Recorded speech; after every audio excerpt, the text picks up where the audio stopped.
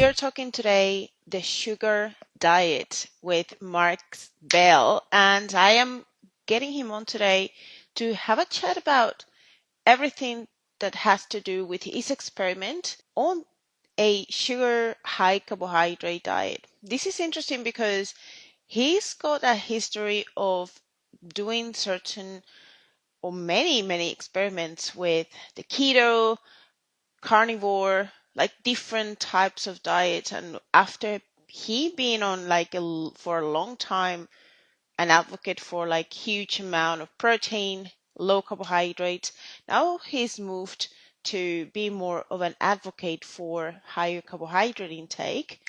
And he's kind of like gotten into this experiment that we will find out a lot more today. And I am excited. Let me just get him on. Oh, there you go. Hello. Hello, how are you? I'm really good. Excited to see you. I am excited to have you on and talk about so many things that I have for you today. Very cool. Really appreciate it. Ryan, are you able to hear her pretty good too? I can hear you pretty good. Now, All right. it's been a while. I think we did one a couple of years ago, and it's been awesome to still being connected today. Now, who is Mark Bell? Just for those who may not know you, I doubt that they don't know you, but if they don't, in a couple of sentences, who is the guy that is talking to me today? An amazing person. Let's chat about you. Let's see here. Where do we start? It all started when I was 4. No, just kidding. Probably the easiest thing to say here is that I'm somebody that has been in the fitness industry for a really long time. I became popular via powerlifting, and I squatted over 1,000 pounds, bench pressed over 800 pounds, deadlifted over 700 pounds. And so that's how some people know me. And then also the film Bigger, Stronger, Faster, which was a movie that my brother made a long time ago, probably almost 15 years ago. And that film was released theatrically here in the United States. And I also invented and created a product called the Slingshot. And I've produced and made and edited thousands upon thousands of videos along with myself and my staff and crew. And we've been filming stuff since pretty much before YouTube ever came around. And then in addition to that, I'm also a husband and a father of 2 kids. Amazing summary. Now, let's just start with the obvious. You've shocked a lot of people by going on different experiments and now going on a high carb, even high sugar. Why now? And where are you hoping to, what are you hoping to find out with this self-experiment? I'm hoping to find out how to get in really awesome shape without it being so damn hard is what I'm really trying to figure out. Trying to figure out how to get shredded without it seeming like a full-time job. And I've been unsuccessful with that attempt. But I have utilized certain diet protocols over the years that have allowed me to maybe blend in a little bit more with socials in social settings, going to barbecues and going to parties and things like that, and just being able to, not not being the only person there not eating. I've been able to figure out some of those things. Sugar fasting kind of puts a new and different twist on things because the diet that I follow right now is very low in fat. And so it makes it nearly impossible to, it doesn't make it nearly impossible to follow the diet. The diet actually feels pretty easy, but it does make it hard to do anything socially. It just makes it more difficult, I should say. I'm thinking of I went to a family barbecue not too long ago and they had shrimp cocktails. So I was able to eat a bunch of that. And then they also had pretzels and they put out pretzels, potato chips, and all that kind of stuff. I was able to eat some pretzels. They also had some vegetables and fruit. I was able to eat some of that. So I guess, you can kind of adapt to just about anything, but that is ultimately what I'm trying to experiment and find is how do I find a program or protocol that is that just seems fairly simple, doesn't seem complicated, and it doesn't seem that hard to actually do. And I think I've landed on it a couple times, but what's easy for me might be actually very difficult for somebody else. And you mentioned it, you've experimented and go really hard on carnivore, keto. What broke your belief in these ultra low carb diets for long-term performance or health? Nothing. I still think they're great protocols. So there's a lot of different protocols you can follow, and every protocol has every protocol probably has some sort of pitfall. It has some sort of drawback to it. And almost all the protocols you mentioned also have a lot of positives to them. For somebody like myself, when I first started utilizing a ketogenic diet, or as I called it and wrote a book on it called The War on Carbs, I really identified with that style of nutrition because for me, I like fatty foods. I like really nutrient dense foods. I like whole eggs. I like steak and beef and sausage and bacon and all that kind of stuff. Cheese. I really like cheese a lot. So that diet wasn't hard for me to follow. And I've shared that with people over the years. The reason why I've done ketogenic diets and the reason why I've utilized intermittent fasting is because it actually made everything easier for me. So sometimes I think someone's like, oh, I'm going no carbs, and I think it's like hardcore. I actually think the most hardcore thing you can do is be on a bodybuilding diet because a lot of bodybuilders are eating like 5 to 7 times a day. And that is a huge commitment, and prepping all your food and all that stuff.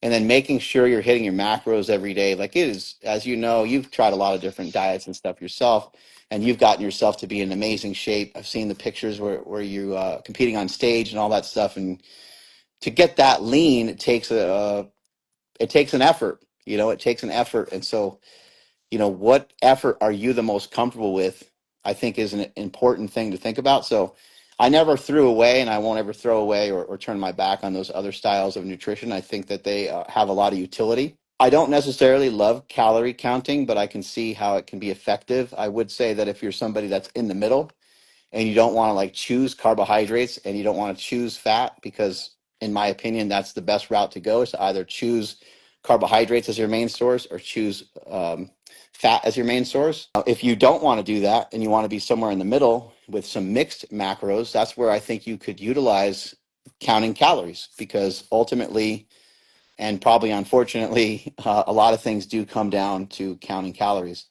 I do want to add this: when it comes to the sugar diet, something I found interesting about the sugar diet, whether it's true or not, doesn't really matter that much. What matters more to me, what I think is interesting, is the idea of selecting a diet that potentially sets you up into a caloric deficit via increasing your metabolic rate.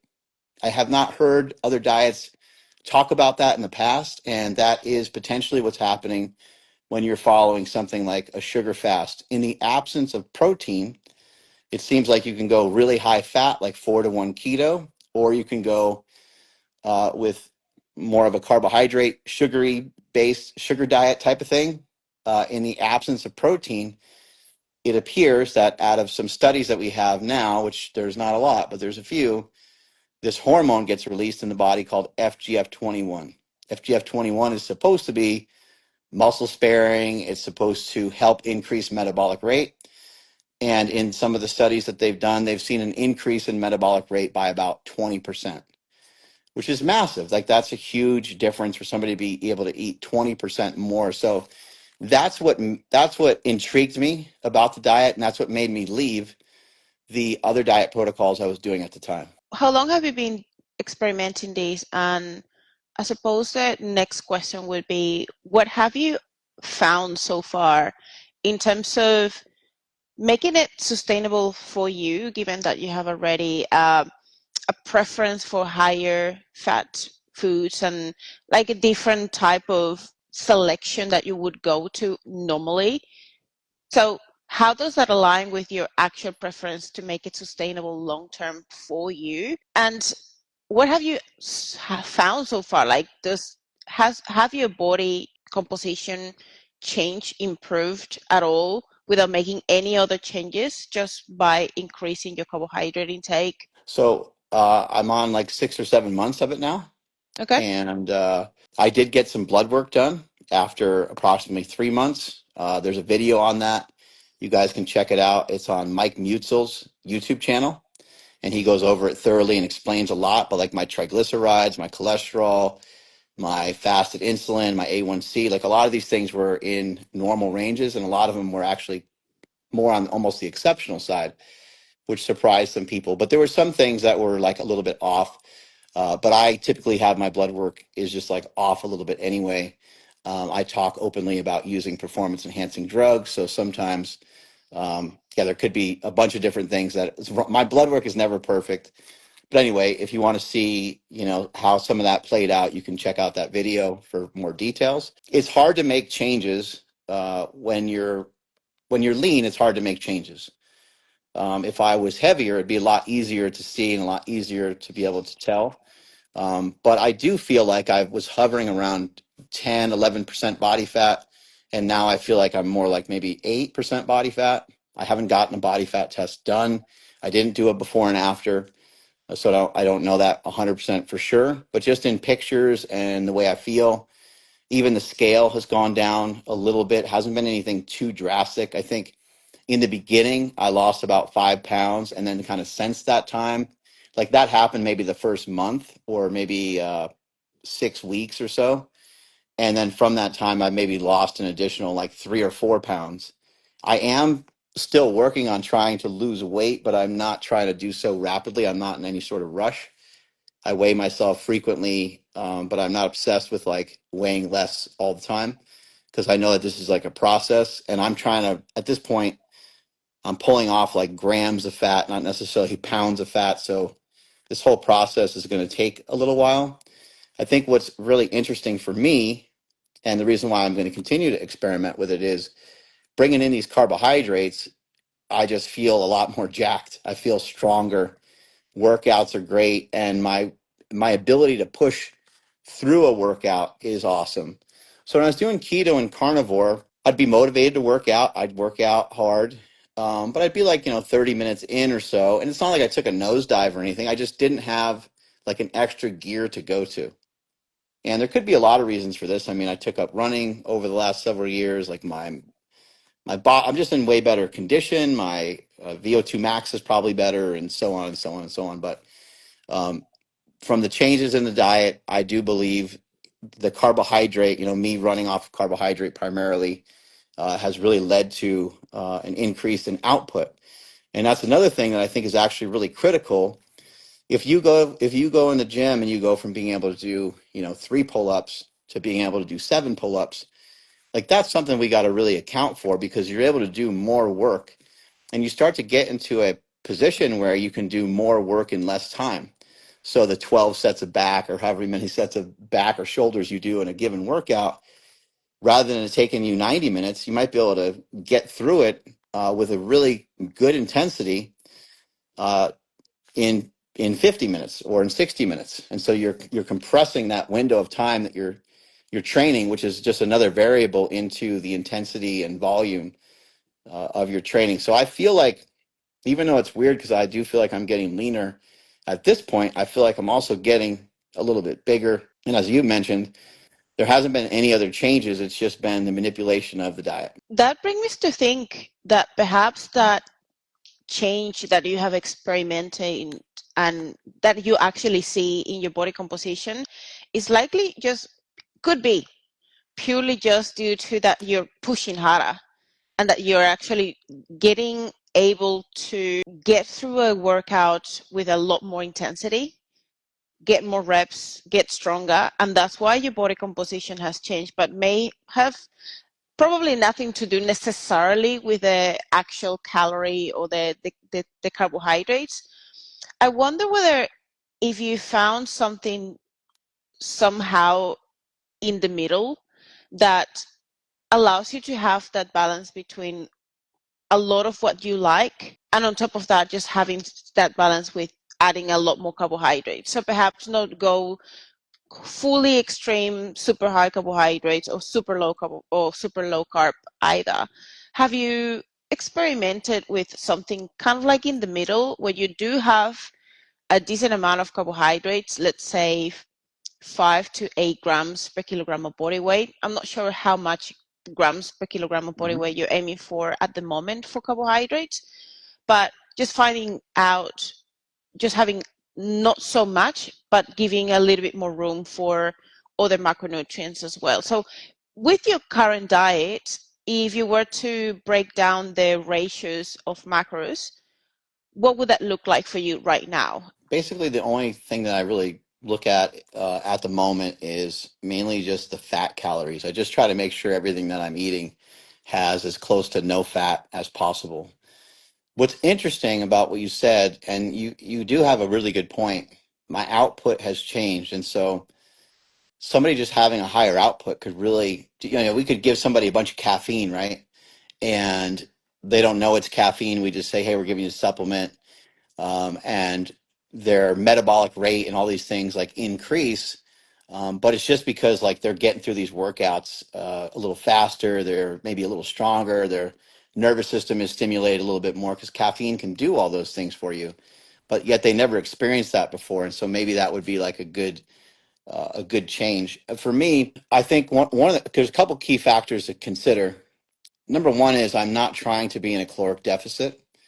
So I think the caloric deficit is the thing that nabs everybody. It's the thing that pulls people down. People get, for bodybuilding and for getting on stage, typically it's like, okay, well, let's get into a caloric deficit and see what kind of deficit we can get away with, whether it's 250 calories per day or it's like 500 calories per day. Different coaches have different ways of manipulating that. And then on top of that, they'll also give you quite a bit of cardio. And if you need a lot of cardio to pull fat off your body, like if you need like 90 minutes a day, if you need 60 minutes 6 times a week, like I just think there's something is off. I think that you should be able to get that lean. I understand that like some people are going to want to eat. And so they might rather actually spend a little bit more time on the treadmill or Stairmaster or what have you. But I think that's something that really important to consider is like currently I'm not doing any cardio. I hurt my foot a while back before I started this diet, and I haven't been able to run the entire time. I've been walking, but not that much. So I think previously I was actually burning a lot of calories because I was running, 3 to 5 miles almost every day, and I was implementing some sprint work and things like that. And so there's definitely been some changes to my output, but I think the two biggest things I think that's going on is that the fact that I have a surplus, I have a lot of carbohydrates, and I'm also not in a caloric deficit. In the beginning of this diet, I did take the carbohydrates to the extreme, and I did try, 800, 900, 1,000 grams of carbohydrates in a day, but I just did that kind of sporadically, and it was just sort of here and there. Now I'm taking a little bit more balanced approach, as you said. I'm taking a little bit more, maybe not even balanced would be the right word, but I guess you'd say like reasonable approach. Because like today I had some dates in the morning. I had a grapefruit that I dumped some sugar on top of, and that's pretty much been it. And we're like, it's it's uh it's like almost 4 p.m. or whatever it is, 3:30 p.m. And I probably won't really get much chance to eat anything solid until another hour or two from now. So my diet changes almost every day. I do a lot of stuff out of convenience, not out of optimization all the time. But in terms of like eating what I want, so if you have protein and fats available to you, I think that's a really easy diet to follow because protein and fat taste really good. They go together so often, and you got like eggs and cheese, and you got hamburger meat and cheese, or you have just a fatty steak like a ribeye, like that. All that stuff is really delicious and tastes very good. And so therefore you can make an argument. It's like, well, I don't really even need carbs when I eat that way because it tastes delicious, it's satisfying, it's satiating, keeps me full. I'm getting a good energy source from the fat, and I'm getting a good source of protein to help me hold on to and potentially build some muscle mass. And then when you go from the other side, when you go from the zero fat side, and you go like 1980s, 1990s in America, Susan Powter style of diet, where you are sinking your fat calories to the basement because America already had this movement years ago, but no one really followed it. And I think people once it got monetized and companies started making like low fat stuff, it would be like low fat per serving. It'd have like 2 grams of fat, but then someone would have 4 or 5 servings. And so the fat calories and the carbohydrate calories would still add up. And I think that regardless of your position on nutrition, I don't think there's a lot of people that would say like a surplus of fat and carbohydrates is going to be a good way to help you to manage your body weight or your health, because those things just get to be so easy to overeat. But what I was going to say about being on the low fat side is that it's actually really easy for me to eat these low fat foods because I'm eating them with carbohydrates. So if I was only eating like chicken breast and shrimp and scallops and white fish and stuff like that, completely by itself or just with vegetables, that would really suck. But I'm usually eating it with rice or a potato, very lean cuts of steak, and I still have like a decent variety. I look forward to every meal that I have. I actually like fruit a lot.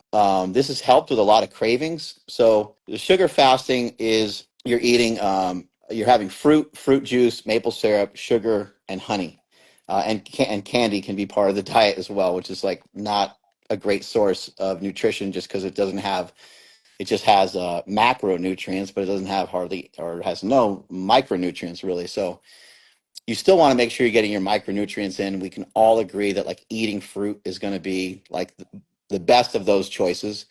And then a fruit juice would be secondary and so on. And you have got other sources of simple sugars there. But that's sugar fasting, and that's you're only eating that. You're not eating any starch. You're not eating any protein. I guess starch can be allowed a little bit in there because it doesn't necessarily throw you out of the sugar fast. So you could potentially have some starch, but it's not usually recommended. And so usually you do that almost if you can picture the sugar fast as being an intermittent fast, then you would just use the sugar fast the same way you would use intermittent fasting. So now you could say, I'm going to intermittently sugar fast for 36 hours, or I'm going to intermittently sugar fast for 20 hours. And then you could have your protein and your starch and stuff like that later on in the evening. And that's when you start to get into actually a very balanced diet. And that's why on some posts I've said, this is the healthiest diet I've ever attempted, because I didn't really have fruit and vegetables and stuff like that as much in my other diet protocols. Although when I did carnivore, I did add in fruit, and I did that like 6 or 7 years ago. And when my brother and I did that, people were like, "You're not carnivore." I'm like, okay, But we wanted to add something in because we felt that it's actually a good idea. Much like with keto, I think a ketogenic diet is great, but I think trying to perpetually keep your body in ketosis when your body does not want to do that, like just let's just face it, your body does not want to do that. That's why it jumps out of ketosis every single opportunity it gets. Your body jumps out of ketosis every single time. And it's just like we get stubborn and we don't admit that our body just doesn't like that. And then we just keep trying to force it and force it. And I still think that it's a good diet. I still think it has some application. But I think there's definitely a lot of health risks associated with ketogenic diets and carnivore diets that they should be aware of. I have so many questions for you. Now, I one of those is if you were to, I guess this is my brain thinking calculations and numbers. If you were to actually track what you currently eat, No. no, but I'm just kind of thinking and Yeah. comparing that to your previous diet, that one that you used to do, whether it was carnivore or ketogenic, would you think, even though you're adding in some fasting in there and everything, but that's probably the style that you have been implementing for a long time anyways. When you look at your biofeedback as well, hunger, cravings, appetite, energy, mood, libido, do you see a difference in your biofeedback beyond knowing that your output is better, your training is a lot more efficient, and you can go an extra mile training a lot more, a lot harder? So we have the biofeedback. Have you noticed a difference in these aspects, energy, mood, sleep quality, anything in that regards? And the second question of that is, or the second part of that question would be, if you were to match for calories, I know you haven't tracked, but would you probably say that because you're adding in that fasting in there and you're likely just eating ad libitum or until you're full, maybe once, twice a day? Do you feel like you could probably be eating almost the same, if not less, especially now that you're adding in some extra foods with fiber, carbohydrates, you have potentially less cravings, and you probably end up eating likely less without even trying. And even if you're not trying to, your body, you end up being in a slight calorie deficit anyway because you're not eating as much as before, perhaps, given the fact that carbohydrates are lower in energy density compared to fats. So even if you had the same meal side by side, high fat foods could be probably even less volume and a lot more fat and a lot more calories compared to like a huge plate of fruits, veggies, a lot of volume. Like I do personally eat like a kilo of vegetables and I don't go over 300 calories. And like I feel full, feel satiated, and that allows me to eat a lot. At least mentally, I feel like I'm eating a lot, but I'm not eating that many calories, and that allows me to get lean a lot faster than if I was eating like just a plate of dates and nuts and seeds and stuff like that, that I would just be hungry by the minute. You're pulling me into a conversation that I do not like because I don't like calories. I don't like the I know. conversation. But I think that calories can be important in this sense. Like if you just choose the right foods, then there's not much to talk about. So people need to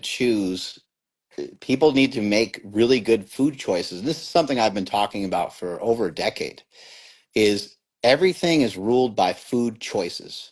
You Mm. know what we have to count and track when we make excellent food choices? Nothing. All you'll keep track of is your progress. You're just going to be making progress. You're just going to be getting in better and better shape. Now, if you're somebody that's already really lean, then yes, there might be like an equation in there where it might be helpful to you to really try to find out what's the exact way for me to lose body fat at this point because I only have like 10 pounds of fat to lose. But most people aren't in that category.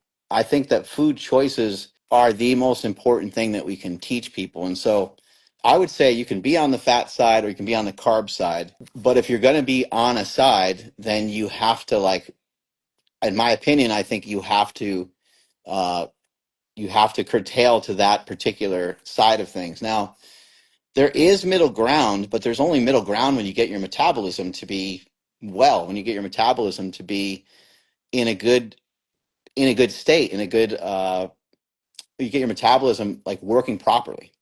The only way to get your metabolism to work properly is to not be so fat. So people really need to lose a lot of body fat sometimes to in order just to have their metabolism even working correctly because people are very much overweight.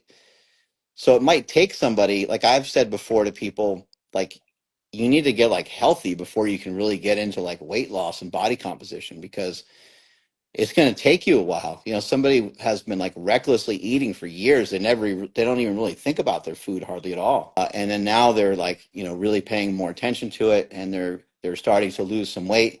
As they lose some weight, their metabolism, a lot of their, a lot of their negative markers that they might have on their blood work, those should be improving as they're losing weight. Time and time again, we've seen that people have much improved mortality regardless of how they lost their weight. Really doesn't matter the style of diet. And I think that's pretty interesting. There probably still needs to be a little bit more research on that kind of stuff, but it doesn't seem to matter whether someone was eating a lot of fat or even if somebody was in between and they just weren't over consuming food. To your point about, you know, whether I'm on a, you know, diet that is, you know, similar in calories, I would say like, yes. I mean, I'm 48 years old and I've been, you know, messing around with diets since I was like probably around 15. I started lifting when I was like 12 and then started to learn more and more as I got in deeper into strength training and fitness. And so my body is very well aware of like what it's eating. And it's your body's like a computer. Your body's going to find, that's why people do count and track calories because your body's going to find those calories somewhere. It's going to it's going to push you and encourage you to find those calories almost like you are somebody that's like indestructible in a horror film where you can't be killed. Your hunger in some ways it can't be completely killed, But over time, when you mess around with things like fasting and when you try different protocols and when you start to make better food choices, your hunger over time gets a little bit more self regulated. But if I'm being honest, for me, I love food and I would just probably just want to eat almost all day. I do eat quite a bit. So, like, today was a little bit different than normal. But most days I have breakfast, and then most days I'll eat like 3 or 4 times in a day, maybe have a protein shake or something like that, depending on the day, or some sort of like smaller meal. So there's a decent amount of like food coming in. But as to your point, it's not like I'm eating way more energy. Um, but I am consuming a lot. Like I'll eat like a pound of meat and like 2 cups of rice or something, like in a sitting, and then maybe a few hours later, I might eat something similar again. So it feels like I'm consuming this like astronomical amount of food because of your point about the volume. Now, I also want to say that there's a whole entire field of people that talk about bioenergetics and this bioenergetic sphere and this Ray Peat sphere of people. They all are talking about the same thing. They're all talking about trying to increase their metabolic rate and have the body run hotter. And so the thing that drives me nuts about calories is almost every single time people count them, they're trying to be in a caloric deficit. And it drives me insane because that over time starts to make your metabolism go right down along with it. So I'd rather see people concentrate on something different than just trying to put their calories to the floor. Because I can't tell you how many people I know how many men I know that are on like 1,800 calories a day. And I'm like, there's CrossFit chicks, they eat double the amount of food that you're eating and they're in way better shape than you. It's because their metabolism has just gotten to be, quote unquote, slow. Like they're just not efficient with the energy they're consuming. And we see it a lot with women too, where it's just like they're on this perpetual diet all the time, and they're not really giving themselves opportunities to, I guess, have things that would be like pro metabolic. And I haven't really seen in this industry, I haven't seen that much talk about that in the past. And I think now that stuff's finally coming to the surface. And I think learning more about that, I think could really be helpful to helping people get the bodies that they want. I hear you, and I agree with you in terms of that chronic dieting, how that affects your metabolic rate, and how many women, even men, nowadays we see them in these calories that they shouldn't be eating that low to maintain their weight. I see that as a trend in chronic dieters, people that have been dieting for a long, long time, and they haven't given themselves the chance to actually find out what a more normal way of eating would be. Now, to the point of thinking about calorie counting or tracking, it doesn't have to be that if you track, you are in a calorie deficit, because for some people, that would be just a way to monitor or track the numbers without necessarily trying to be in a calorie deficit, because it's just a matter of knowing what your numbers are. Some people are perhaps a lot more intentional about their calories. I personally think there is a point where you no longer need to track, because you know exactly how much your body needs, and you don't need to like be super super detailed with how many grams you eat here and there, because you tend to learn how to auto regulate. Your appetite is a lot more consistent, and you rightly said it. Food choices, if your food choices are wise, you eat a decent amount of fiber, protein, and you are eating what you enjoy, and you somehow maintain a relatively consistent structure, and you're not like randomly eating, snacking here and there, it is very likely that you will be able to regulate your appetite and your energy intake without tracking at all, because that's what a long term intuitive eater gets to do over years of knowing and experimenting like you have dieted so many times and experimented with so many things. You fucking know your body. You know your intake, you know your appetite, you know when you're hungry, you know when you're full, and you're very in tune with your body. But as you also said, there are people that have no fucking clue what a food good food choice and a good nutrition would look like. So just getting started to learn, just getting the right foods in their body, knowing what is good for their better energy, better output, and knowing how to make some swaps and learning habits that then teach them what is good for out regulating better their appetite, the hunger, the satiety, the output, the energy, all of those things.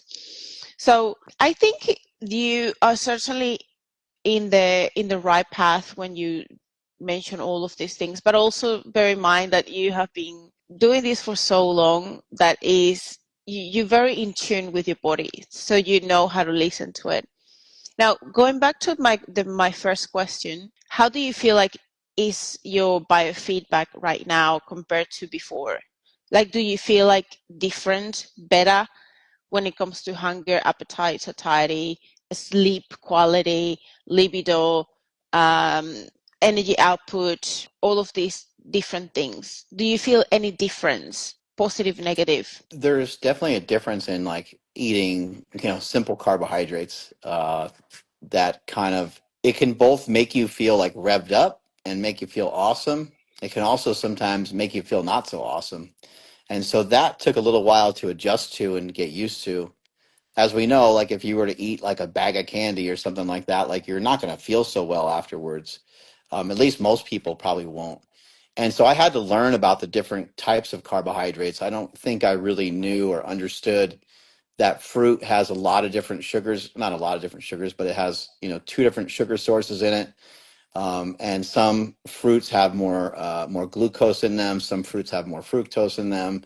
So it was a little bit of a learning curve, just like going on any diet. You go on a keto diet and you're like, shit, I didn't know that had carbs in it. Or, I didn't realize I was eating that many calories. You have to sometimes go, oh my God. Or sometimes you have, too much MCT oil or too much oil and you end up in the bathroom type thing. So there's all these little things that we have to learn as we go into a diet protocol. As far as like my feeling doing just about everything is improved, but again, it's really hard to just link everything right to diet. I don't feel comfortable just doing that, because like I always feel good. I've felt good for a long time. I'm somebody that I don't sleep great, but I probably am down for 6 or 7 hours or so. I do wake up and in the middle of the night and go to the bathroom and stuff like that, but like I that hasn't changed. That's been the same. Libido and all these other things and just like drive during the day and stuff like that. I'd say maybe my drive during the day is like a little higher, almost like uh, almost like I'm on like a little bit of caffeine all day, which I don't even have caffeine. So yeah, I feel, and I am producing more content than normal, which I already produce a lot of content. So yeah, I do feel like the carbohydrates or that fast acting energy is giving me a little bit more like pep in my step. I do know for some people that carbohydrates can really slow them down. They're like, oh man, I ate, lunch or whatever, and I got really tired. What I would challenge people with on that is to actually see if it's carbohydrates or if it's a combination of carbohydrates and protein or if it's a combination of carbohydrates and fats. What I've noticed with this diet is that uh, when it comes to carbohydrates and protein, that can slow me down. Like if I had some carbs in the morning and some protein, I mean, it kind of just depends on what I had. If I had some sort of meat or something like that, I'm not going to want to exercise. But if I had like egg whites or something, that might be a little bit more agreeable with me. I did mention earlier about cravings, and because you are not always eating as much protein, or like I don't have protein usually in the beginning part of the day, the cravings that you have are insane on this diet. They're actually like really amazing. And I've never been on a diet before where I craved chicken breast. I've never been on a diet before where I was just craving. The only thing I'm craving is like meat and potatoes. So that's rare. And I've had a lot of other people report the same thing. It's almost like it puts you in like almost like a little bit of a trance for foods that you need and foods that are good for you, because you are for certain periods of time depriving yourself of some of that food. But yeah, in terms of like just feeling good and feeling better, I mean, I feel good, but like I said, I don't feel comfortable in just like saying right off the bat, like I feel, so much better, doing this diet, and everyone else needs to try it. Again, it's an experiment. I'm having a good time with it. It feels fun for me. And it's a protocol where you get to just eat a lot, which is the most exciting thing to me. But again, there's other protocols that you can do, and there's other things you can follow where you're feeling like you're eating a lot. As you mentioned, with the vegetables that you consume, or that some people will, go a little bit more keto and they feel very full off of that because the protein is very satiating and the fats are like insanely satisfying. And so you're kind of, so I just feel like right now that this diet has, because it has like a lean protein, so I get like a good assortment of meat.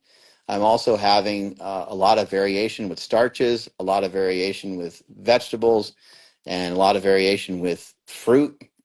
I haven't really eaten this way really ever. I guess, when I was doing like keto, maybe like I ate that way a little bit. But anyway, I got a question for you. Let me ask you one more before I forget, Okay. because I will forget. With these changes that you have been experimenting, how is your bowel movements and your digestion? Because that is something that if you had been for so long eating lower carbohydrates and a lot more fats, a lot more protein, maybe your fiber intake wasn't as high as now it is, or maybe just like you're consuming a lot more sugar and a lot more like rapid digesting carbohydrates. So some of those foods, potentially when you think about fruit, some sugar, quick lollies and stuff like that, they can also have quite a lot of high FODMAPs, like getting a lot more like gas, bloating, producing carbohydrates intake. What has been your experience with this? Your bowel movements, your digestion, gas, all of those things compared to before? I think when it comes to some of these foods, you have to kind of, do your best to stay with some of the things that you remember that you digest fairly well. If it's been a long time since you had certain types of fruit, like what was the fruit that you liked when you were a kid, you should be Hmm. able to handle most of those pretty good. But I also think that if you sort of can't throw it into a blender, then maybe it's something that you should eat a lot less of.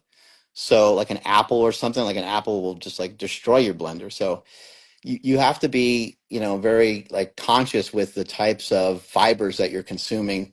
Apples have some really great fibers in them, but for some people it doesn't really agree with them.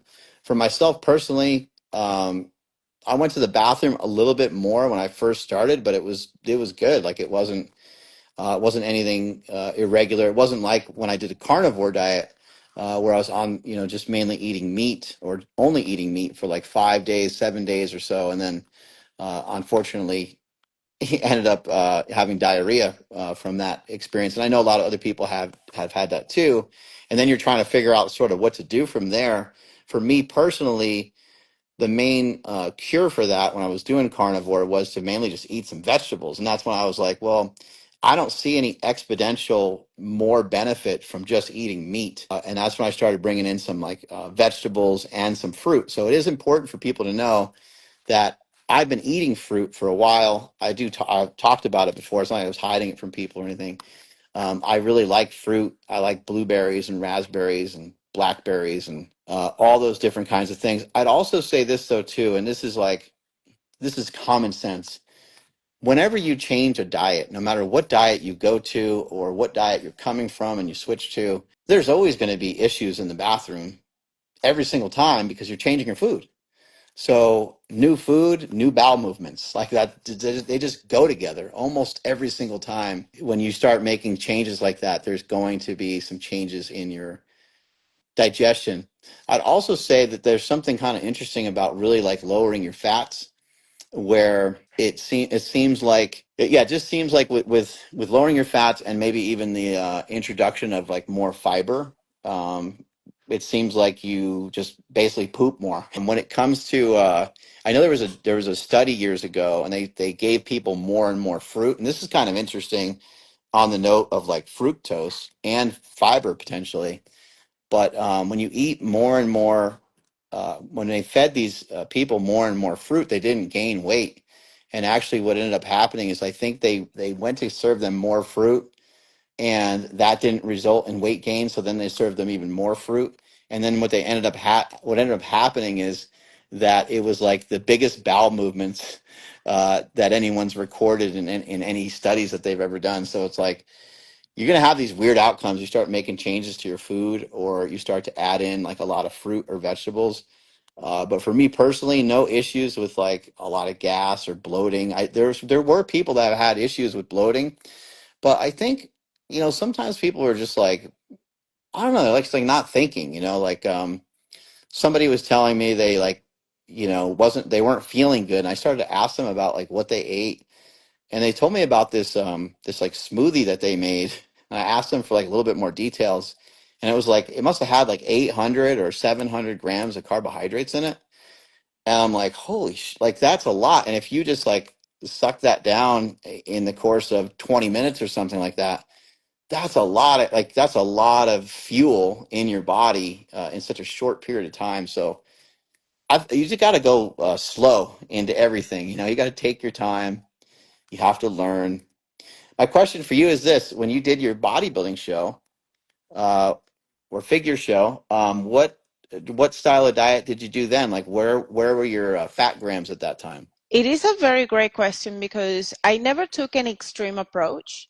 I actually had very, very balanced nutrition. I was always more towards higher carbohydrates, higher protein, lower fat.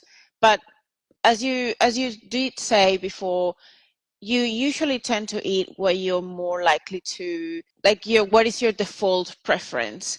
And I am someone who naturally tends to eat a lot more veggies and a lot more carbohydrates and a lot of protein, but like lean proteins. I'm not like a high fat type of person who would eat the like very high fat meats or things like that.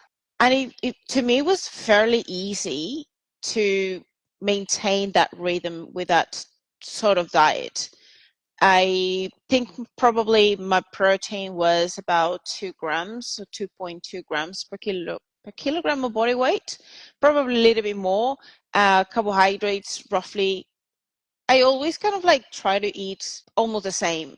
Like if I eat 100 grams, 150 to 100 grams of protein, that is usually what I was eating from carbohydrates to maintain that ratio fairly similar. And fats to me would be like zero point 0.5 grams per kilogram of body weight. So the minimum that I would probably need physiologically to maintain good function. That was when I had to eat a lot less than I would usually would. That's like maybe what 30 grams or so of fat a day or something like that, maybe. About that, yeah, that Yeah, was. see that's the thing in fitness that's not shared, and I don't know why, because almost every single person that steps on stage has the same thing in common. They Mm, eat really low fat. 30 grams of fat is very difficult for people to hit yeah, normally. And yeah, you can free up your diet and you can start to have 50 grams of fat, 70 grams of fat here and there for sure, especially as you get in better shape. But we're always talking about these macros, and it seems like we're talking so much about sometimes we're talking about like fat in a sense of like eating a lot of fat, but I don't understand why it's not like taught more, talked about more, that the fat is really down low. Like to have 30 grams of fat in a day, or to be at like 10% of your calories coming from fat, it's actually like it may not be that hard for you and I, but it's really hard for people to do because you're getting rid of like sour cream, you're getting rid of avocado, you're getting rid of olive oil. Like people, they tend to like cook their food. Like people are asking me left and right about, hey, what do you cook your food in? And I'm like, in a pan or like on my stove. Like, I don't know what you're asking me. And they're like, no, like, what do you use with your meat? I'm like, I don't use anything. I turn the stove on and I cook it. But yeah, use they're water. used to. Yeah, yeah, exactly. They're used to using like oil, and we see that at restaurants a lot. A lot of the food is just packed in fat, and so if you're going to step on stage, it's actually almost impossible to go to a restaurant. I mean, unless you like double, triple check that they don't put oil on stuff, It you is could be hard. compromising. You could be compromising your hard work that you did for so long. So I hope that more people. I'm not saying everyone has to eat this way. I think it's cool that there's a strategy. If you just really lower your fats, you get to eat a lot more food. So you get to hammer your protein and you get to hammer your carbohydrates. And I don't want to say it's like as much as you want, but it's close to it. Especially when you talk about protein, we can really, you probably know Ted Naiman, right? Ted Naiman and all the protein leveraging and everything he talks about. That's such a huge concept. Like that concept is real. You can eat a lot of protein and not gain body fat from it. Yeah, and that's because it's going to impact your appetite, and you will feel a lot fuller, but also you will have a lot more fiber intake and a lot more volume that is going to allow you to just mechanically, when your stomach expands, sends a signal to your brain that there is something going on in your digestive system that allows you to get the signal of feeling fuller. And that's why you tend to eat a lot less when you're eating a lot more volume compared to the same calorie density coming from a smaller meal higher in calories, which is likely coming from higher fat intake, lower volume.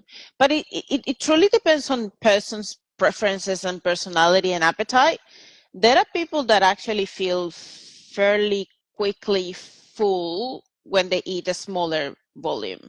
And in hospital, elderly people that have very low appetite, if you give them a big plate of vegetables, they will disappear because they wouldn't eat for the rest of the day. Mm. So it just truly depends on who is the person in front of you, what is their nutrition background, their experience, where are they struggling with, what's their appetite like, and if they're even at risk or not of malnutrition, if we're talking about someone at that level, 70 plus years or a history of eating disorder.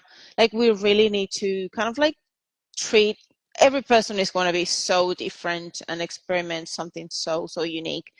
But it is so interesting how, like, if we just think about an athlete or someone in the fitness industry trying to get leaner, better, fitter, then the nutrition aspect is going to make a lot more sense when you find the right balance that is going to work for you, whether it is to maintain a decent output with less struggles when it comes to regulating your appetite, your hunger, your cravings, and still being able to have a decent amount of nutrition coming out of it. So where you're getting your macros, a good amount of protein, and also your micronutrients, which at the end of the day, if you're deficient, you're not going to optimize your metabolic rate or your health overall. So you have to really pay attention to that too. Vegetables, I think, are, they're incredible. And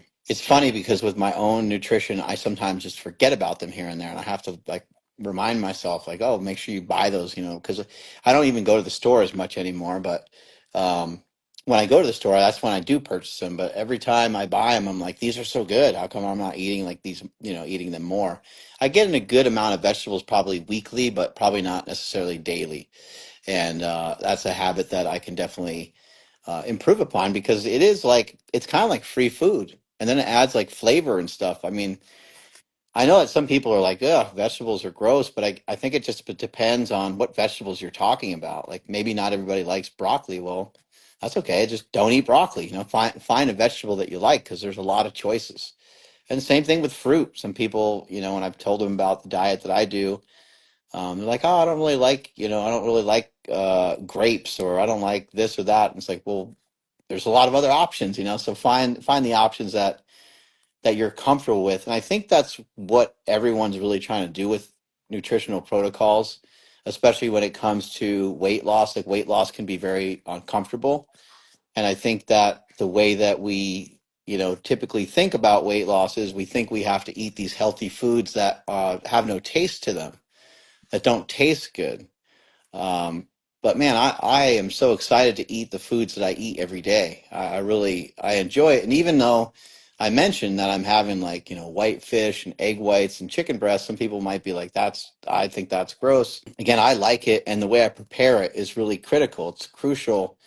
How are you, cooking these things up? If I cook up um, some uh, some chicken breasts, but I cook it up with a bunch of like fajita mix, like peppers and onions and stuff like that. Well, that really just changes it. I mean, a lot of people like Mexican food. A lot of people like fajitas, and now you changed your boring normal chicken breast into something way more exciting. You could also throw beans in with that. You can throw rice in with that, and now you turned it into like a legitimate bona fide meal that has protein, carbohydrates, has a bunch of micronutrients, and has a lot of fiber in it. I agree, absolutely agree. I think when you start getting a, and you don't have to be a chef, you don't have to be gourmet to make these small changes that make food so, so much delicious. It's just experimenting with a combination of different veggies and adding a combination of spices that are going to allow you to have that extra flavor. That can change completely the way you experience the flavor from food, even if it's a boring meal, because you're using basic staples that are low fat, like chicken breast, white fish, or this kind of like vegetable, even vegetables. Like if you don't know how to prepare vegetables with different spices or different flavors, you probably won't enjoy vegetables at all. Like I can't eat any vegetable just plain. I have to make a combination, use soy sauce. I even combine soy sauce and Splenda, so just make it like a sweet sour. Um, it's just weird, but it has to have Mhm. something to make it flavorful. Otherwise, I won't be able to eat any vegetable whatsoever. So It's been it, the weirdest thing. It's been the weirdest thing being on this sugar diet, especially like, years of like not eating sugar.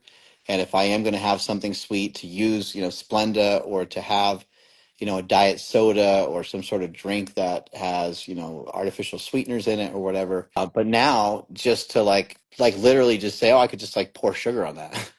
I've done that before. Like with rice, it's going to sound weird, but like a little bit of sugar on rice makes it amazing. I don't know if people know, but sushi rice usually it has a little bit of sugar blended into it. And so it's like you can actually do a lot of cool things, and there's really no reason to be scared of sugar. What I would say is that sugar can add calories without really adding a lot of like satiation, because it's the cool thing, that maybe the best part about sugar is, not only what it can do from a flavor perspective, but almost everyone can digest it. Sugar is not something that's going to like disrupt or bother your stomach at all. It's actually probably, I mean, there's probably, well, maybe there's somebody in the world, because like there's people that are like have some sort of weird things with like fructose and all kinds of stuff like that. So I guess there's somebody that's going to get messed up from just about anything, but like some sugar can go a long way in helping to transform a meal too, or even just using some honey. I put honey, I've seen like on Instagram a bunch of people using like honey on like some ground beef and stuff like that. And I've done that with like lean turkey and rice.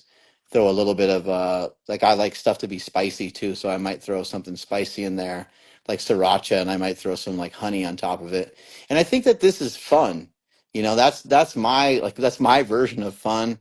And I know that, not everyone maybe feels they have time for it, but I think if you're somebody that has a lot of body fat, I think one of the best things you can do for yourself, they tell people like to take up a hobby and stuff like that. I think this should be your hobby.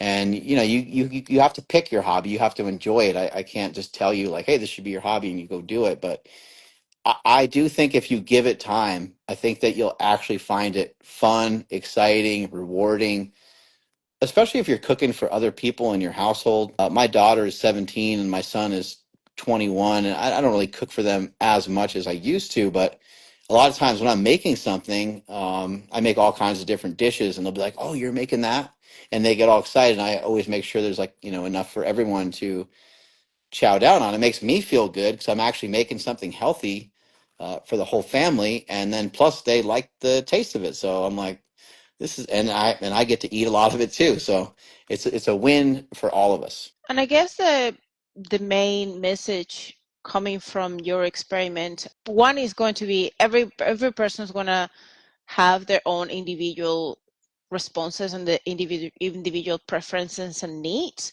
but there is no need to demonize any foods.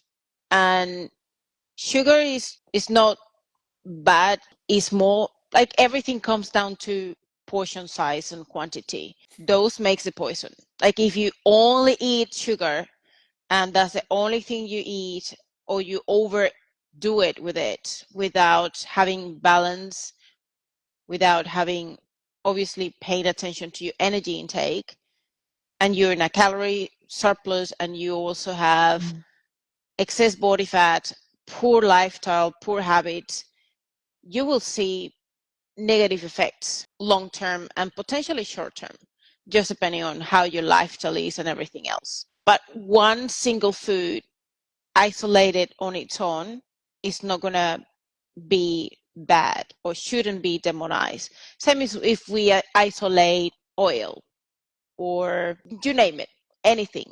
I agree In, because even with like pizza, right, which a lot of people like pizza, as long as you don't eat a lot of it, you could have pizza every day. yeah, You have pizza every donuts. day and be totally healthy. But for me personally, I'm not going to mess with trying to eat pizza every day because I'm going to probably want to overdo it.